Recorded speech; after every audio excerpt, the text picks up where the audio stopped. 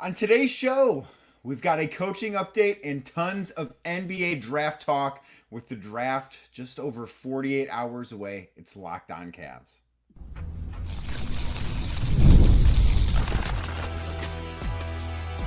You are Locked On Cavs, your daily Cleveland Cavaliers podcast. Part of the Locked On Podcast Network, your team every day.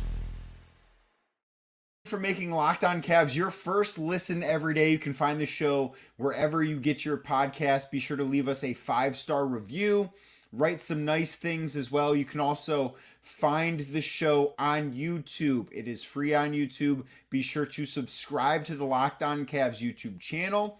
Be sure to like this video if you are watching on YouTube. That is the way you can help the show grow. The show has grown, I think, very well since I took over just under a month ago now. The month of June is when I started, and we've experienced awesome growth. Very much have appreciated everything that you guys have done in terms of how you've consumed it, how you've reviewed the show. It has been a big help. Please, please, please help to keep that going. I think that this show has an incredibly bright future, and I'm so happy to be part of it. Again, part of the Locked On Podcast Network, your team every day. Today's show is brought to you by FanDuel.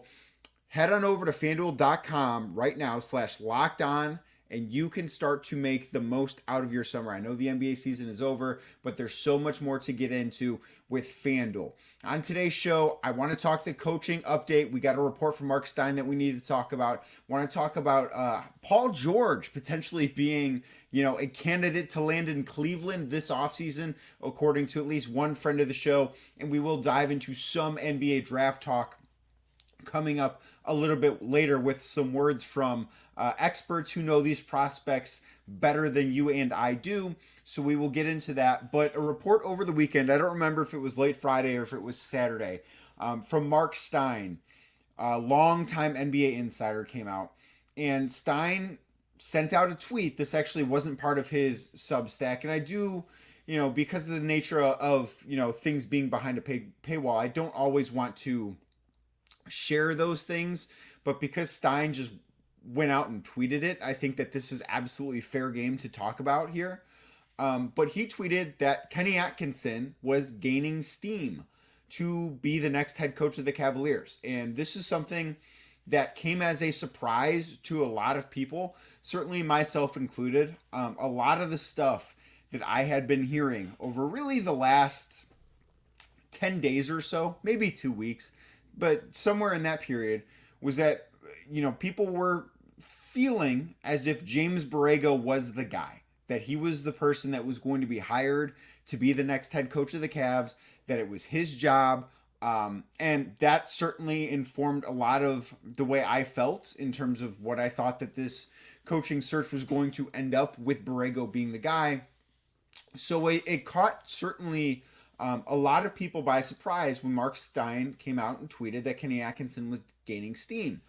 So I think that there are a couple of reasons why this makes sense. And I do think that part of the reason why this process has taken so long to, I believe we're at a month since the Cavs fired JB Bickerstaff. It's been a long coaching search so far. But I think part of that reason is I think that both Atkinson and Borrego are two supremely qualified candidates.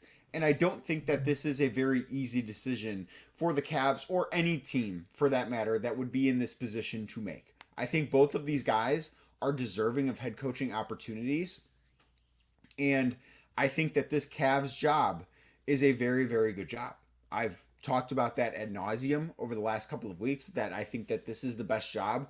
I know another job opened up late last week. We'll talk about that a little bit later if we have time on today's show, in Detroit. But I don't think that that job complicates anything for the Cavs. And I know that James Borrego was brought up as a potential candidate in Detroit to take over for Monty Williams. But if you're James Borrego and you have the opportunity to coach a team that is not just a playoff contender, but a team that should be seen as a lock to be in the playoffs, or a team in Detroit that's coming off of a 14-win season, I think that's a pretty easy decision to make. Again, there are pros and cons to both jobs. There's no doubt about that. But I think just about any coach would rather have the Cavs job than the Pistons job, and I don't think that's a controversial statement to make. I think it makes sense. Kenny Atkinson now is gaining steam because he, and like Borrego, like I have felt that if it wasn't going to be Borrego, it would be Atkinson. Like Borrego, Atkinson was one of the guys that was mentioned right away. Think back to when JB Bickerstaff was relieved of his duties. Adrian Wojnarowski was the first to report that.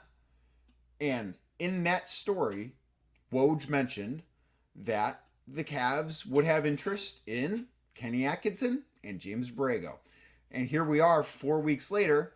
Who are the two names that we keep hearing about the most? It's Kenny Atkinson, it's James Borrego.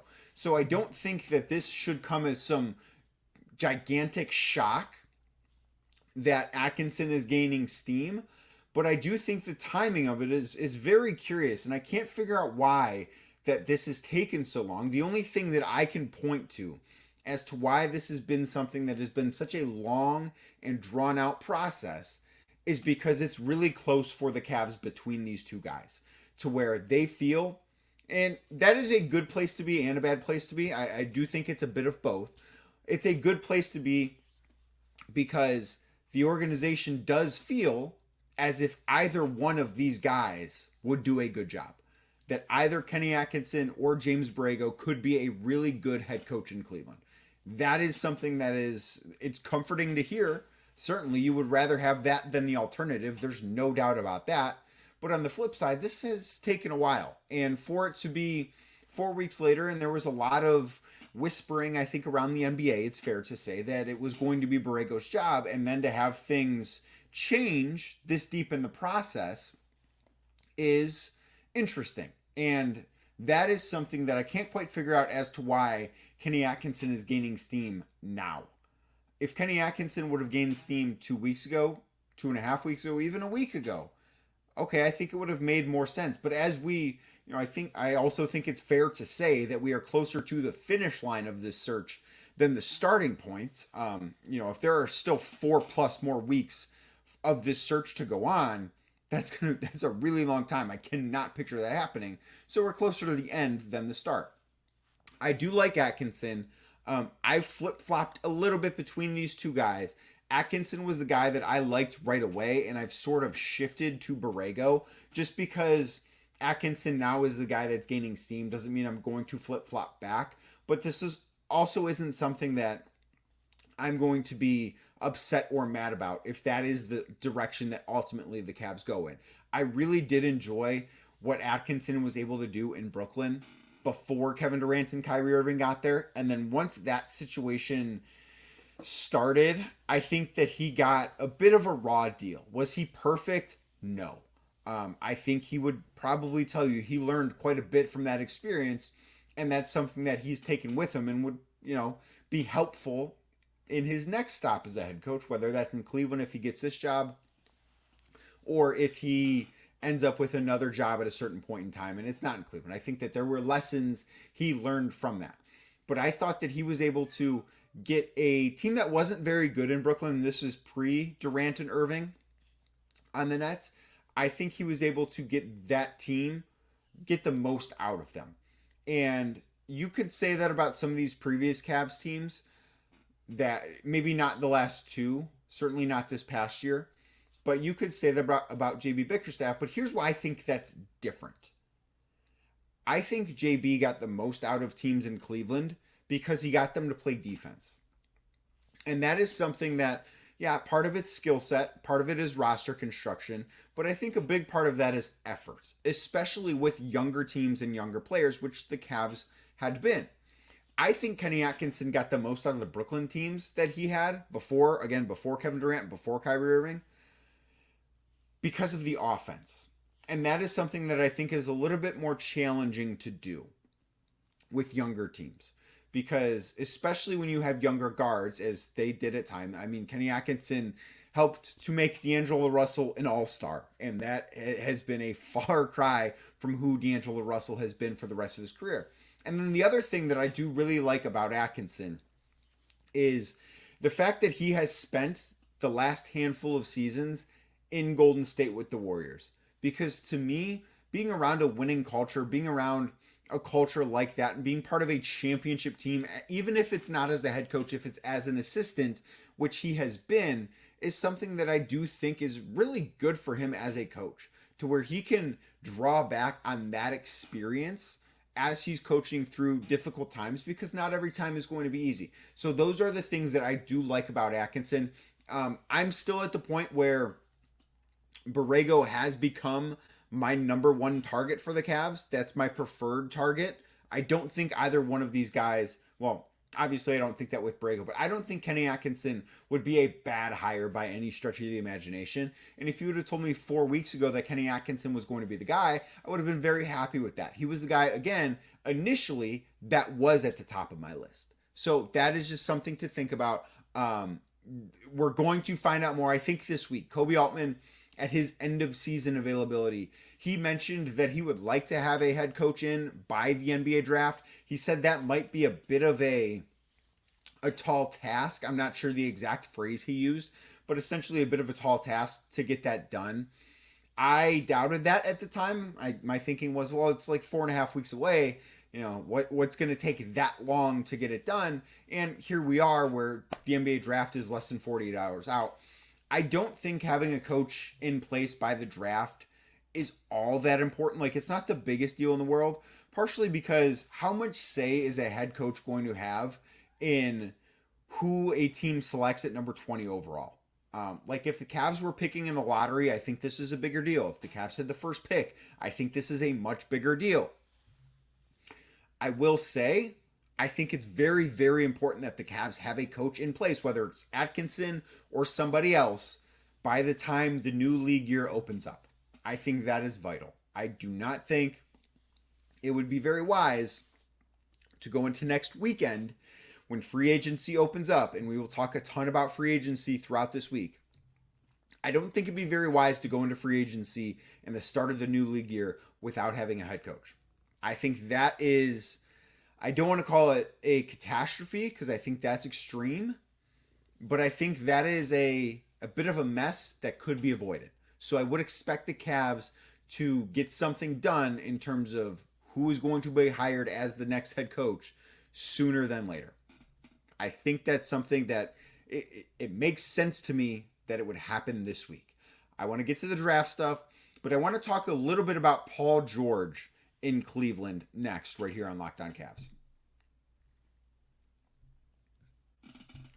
Today's show is brought to you by eBay Motors. Passion, drive, and patience. The formula for winning championships is also what keeps your ride or die alive. eBay Motors has everything you need to maintain your vehicle and level it up to peak performance. Superchargers, roof racks, LED headlights, exhaust kits, so much more. eBay Motors has it. Whether you're into speed, power, or style, eBay Motors has you covered. Just what you want. With over 122 million parts for your number one ride or die, you'll always find exactly what you're looking for. And with eBay Guaranteed Fit, your part is guaranteed to fit your ride every time or your money back. Because with eBay Motors, you're burning rubber, not cash. That's important. You don't want to be burning cash. Burning rubber, all right. Burning cash, no thank you. With all the parts you need at the prices you want, it is easy to make your car the MVP and bring home huge wins. Keep your ride or die alive at ebaymotors.com. Eligible items only. Exclusions apply.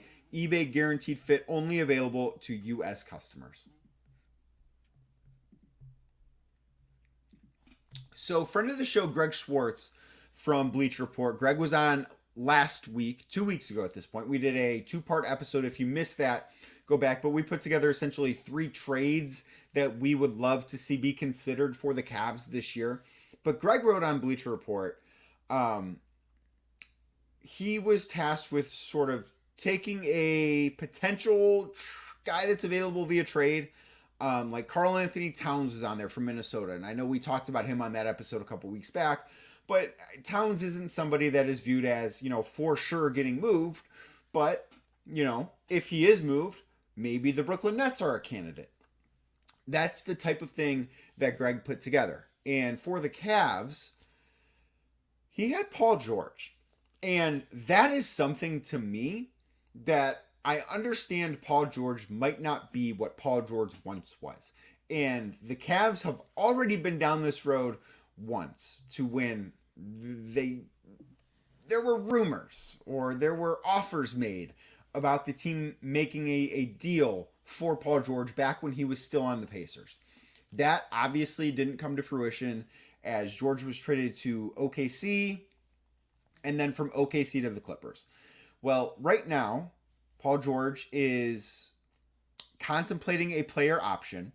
And what the insiders are saying essentially is that if George opts into his contract, it's probably not to sign a contract extension with the Clippers. It's probably so he can pick his destination and be traded somewhere. The Cavs make a ton of sense there. They do. The Cavs, I think, have the pieces that could get that sort of trade done.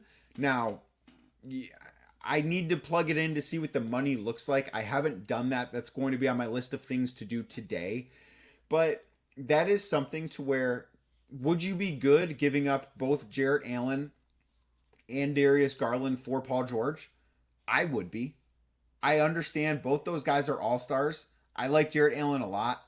I like Darius Garland a lot. But Paul George would fit this team perfectly. He would be everything that the Cavs are looking for. And I think he is one of the few guys that immediately could walk into this roster. And I'm not saying that I expect this to happen because I don't.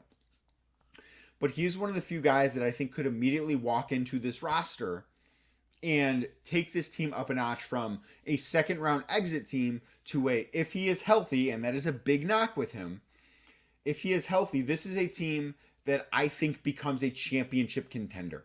If Paul George is added to it, if you've got Donovan Mitchell, Max Strus, Paul George, Evan Mobley, maybe Dean Wade, maybe somebody else starting at the 4, if that's your starting 5, I feel really, really good about it.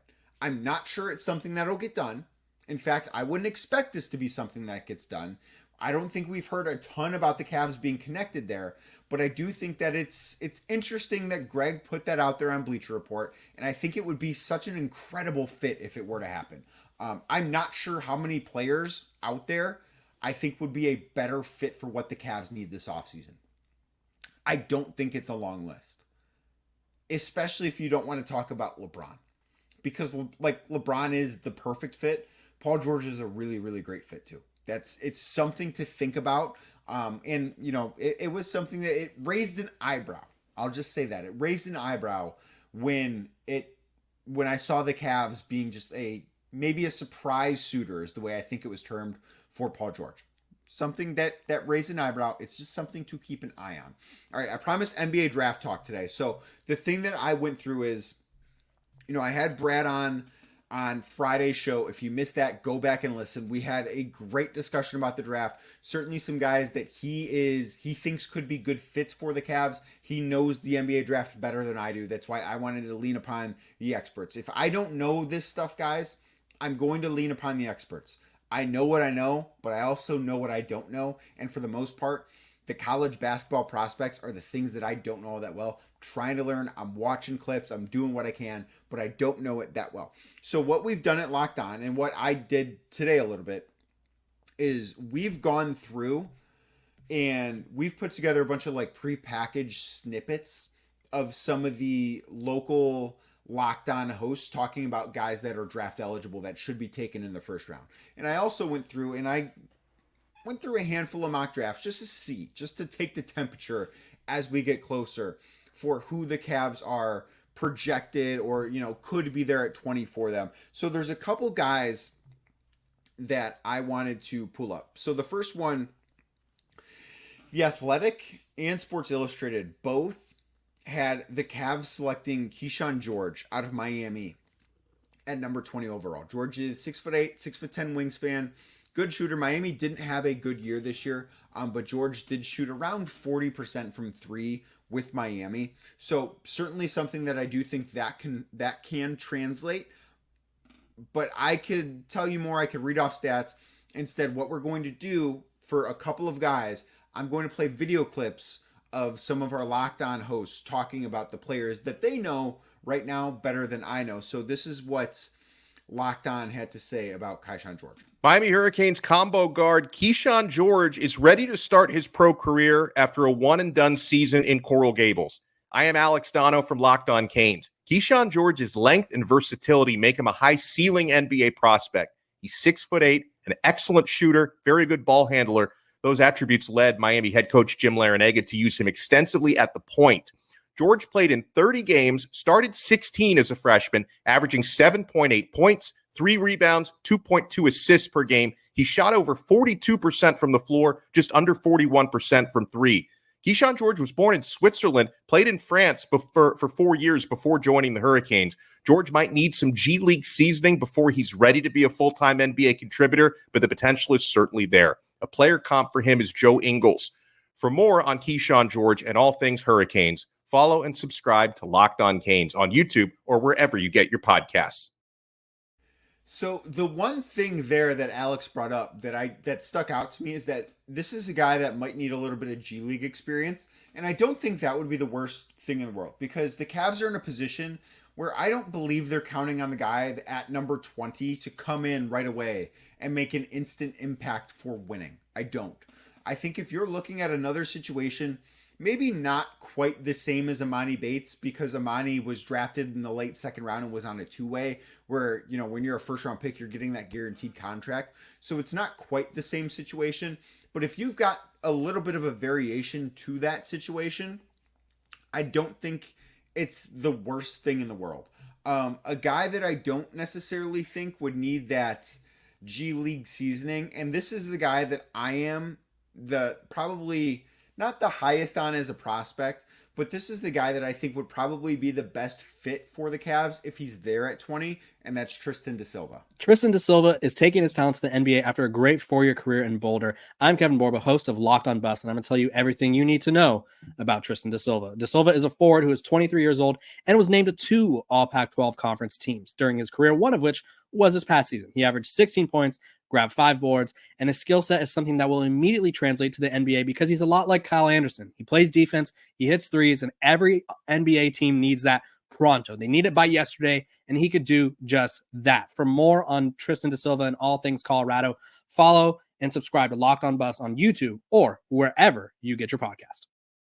Now, with Da Silva, I'm not sure the defense is going to translate all that well to the NBA. Like, I wouldn't expect him to come out and be an all-defense guy ever in his career, but I think the shot is going to translate. I have very little question about that. And if that's the case, he is a guy, especially considering the experience that he had, where he's, you know, I think 23 years old, right? Where he's of that age and has that experience. He's not someone that I think would need a ton of seasoning. I don't think his ceiling is super high, but I think his floor is. And if the Cavs feel that they need to find somebody at 20 that has to make an instant impact, that's the type of guy that going after makes sense. I've got 2 more of these, but first I need to tell you about FanDuel, because today's show is brought to you by FanDuel. I love sports. You love sports. I never want sports to stop, right? I want playoff action every day. And NBA season, that has come and gone. There will be Summer League coming up soon, though. There will be some Summer League that you'll be able to get a little bit of action into. But as the playoffs do wind down and end, we get fewer games right now. Like, we're not in that sweet spot on the sports calendar. But FanDuel does let me keep going when I'm not getting all the sports I want, because they've got a little bit of everything that you could want. Listen, I know the Cavs really well. I follow the Cavs closer than anything. But you know what else I am? I'm a big Cleveland Guardians fan. I am. I love watching the Guardians play. And they're coming off of a 3-game sweep of the Toronto Blue Jays this weekend in Cleveland. They've got a 7.5 game lead in the AL Central. So I'm just going to allow myself to dream. Just a little bit. Just dreaming a little bit. They're plus 2,200 to win the World Series on FanDuel right now. Plus 2,200. I mean, they're not the shortest odds. They're like 4th or 5th in the American League, which I don't quite understand. I love that value right now. Let me dream a little bit. Let me put a little bit of coin on the Cleveland Guardians to win the World Series. Like that is my dream. And I can do it on FanDuel. I can make that dream. I can't make it reality. I can't make them win the World Series, but I can have a little bit more stake in that dream thanks to FanDuel. So head over to FanDuel.com, FanDuel.com/lockedon, because this summer FanDuel is hooking up all customers with a boost or bonus daily. That's right. There's something for everybody every day all summer long. Go to FanDuel.com/lockedon. That's FanDuel.com/LOCKEDON and start making the most out of your summer. FanDuel, the official sports betting partner of Major League Baseball. So up next is a guy that we talked about a little bit with Brad on Friday, and that is a big forward from Kansas, Johnny Furphy. He's, I think, a good shooter. I think somebody that could help this team, but he might be somebody that needs seasoning a little bit. I don't know if it would be necessarily as extreme as some of the other guys might be. I don't know how NBA ready he's going to be, and that's sort of the, you're playing roulette with the draft sometimes. It can be a crapshoot. But let's hear a little bit more about him. Johnny Furphy from Kansas is a player perfectly suited for the NBA. I'm Derek Johnson from Locked On Jayhawks. He's a 6'8" wing who at 19 years old was a soaring late riser, went from nearly being in a future high school recruiting class to reclassifying to showing flashes off the bench to then starting in January to then from January through February going off with 12 points per game on 38% from three. Now it was a mixed bag over his final 13 games, just 28% from three there. And when Kansas became more relied on him with a more injured team, you saw some deficiencies in the half court, creating his own shots and consistency, as well as on the defensive end, though there was always a high level of want to and high effort level on that end. But overall, the shooting and transition play make you think he's going to be a good fit for the NBA. For more on Furphy and all things Kansas Jayhawks, follow and subscribe to Locked On Jayhawks on YouTube or wherever you get your podcasts. So Furphy was somebody that was mocked to the Cavs in CBS Sports' latest mock by Kyle Boone. He had Furphy going to the Cavs at number 20. He's got great spot-up numbers as a shooter, which I do think in what the Cavs have going offensively, and if they want to keep the core four together, if they're very intent on doing that, having a great spot-up shooter probably is the missing piece to their offense. I still don't think that offense is going to be elite with all four of those guys just because the spacing's not ever going to be great. But that is something that could certainly help alleviate some of those spacing issues. The last guy that was mocked to the Cavs that we haven't really talked about is Jacoby Walter out of Baylor. So 6'4", versatile wing. He's a solid shooter. I could, read off some stats, but we will go to an expert here. Baylor has had a player selected in the top 16 of the NBA draft the last 3 years. Jacoby Walter is going to be the fourth. I'm Cam Stewart from Locked On Baylor, and Jacoby Walter had a massive freshman season, averaging 15 points a game and 4 rebounds a game on the way to the Big 12 Freshman of the Year. And with his great shooting ability, and I think that defense is going to develop too, I can see a lot of like Kentavious Caldwell-Pope in him, maybe even some Jalen Suggs, who became a much better shooter for the Magic this year. I do see him making an impact for someone next year, maybe a team that is contending for a playoff spot. I could see Jacoby Walter absolutely playing a role for that team. And for more on Walter and all things Baylor, follow and subscribe to Locked On Baylor on YouTube or wherever you get your podcasts. So I think for me, the worry with Walter is the size issue, only being 6'4", and I don't have his wingspan right now in front of me, but only being 6'4", I feel like the Cavs have a lot of those guys. Like that is basically Isaac Okoro, and I think Isaac Okoro is a very good player, but do you need another one of him where you've got an undersized 2 or an undersized 3 that is a good defender, that is a good shooter, but at the end of the day isn't the 6'8", 6'9" guy that I think the Cavs really are missing. We will have more draft talk tomorrow in some semblance than we will do. I will likely go live on Wednesday night. I've not done a live show yet. I'm very excited to do one. So mark your calendars. I will likely go live Wednesday night sometime after the Cavs make a pick at 20. Probably a half hour or so after. But plan on that. Plan on a live show Wednesday night on the Locked On Cavs YouTube channel. Of course, it'll be available via podcast the next day as well. There's just one last thing that I want to talk about today before we get out of here. And the Pistons fired Monty Williams last week, which I don't think the firing was as surprising. I think the timing certainly was as surprising. And one of the names that popped up was JB Bickerstaff as a potential replacement for Monty Williams. I think that would be a perfect fit for JB, of course, who was fired by the Cavs about a month ago. I think Detroit would be a fantastic fit for him. I think what JB is a coach that is going to be able to get the most out of a young team that I think can help to develop guys. I think the team that he was hired to coach in Cleveland, he did a great job with and did a great job for. I just think that changed, and that's why I think it was time for a change. But I think the team that he would be hired to coach in Detroit, he could be perfect for. And I think that he is a guy that could elevate that situation. And in getting to know JB a little bit, he's a good guy. You never like to see someone lose their job, even if it is ultimately the best thing for the franchise. I think that that would be a really good fit for him. And I'm rooting for him to get that job in Detroit. I am. I think that he'd be a great candidate there. I think that Detroit would get the most out of their current roster. I wouldn't expect them to be in the finals anytime soon, but I do think that that is something that could elevate that franchise back to respectability, which that organization very much needs.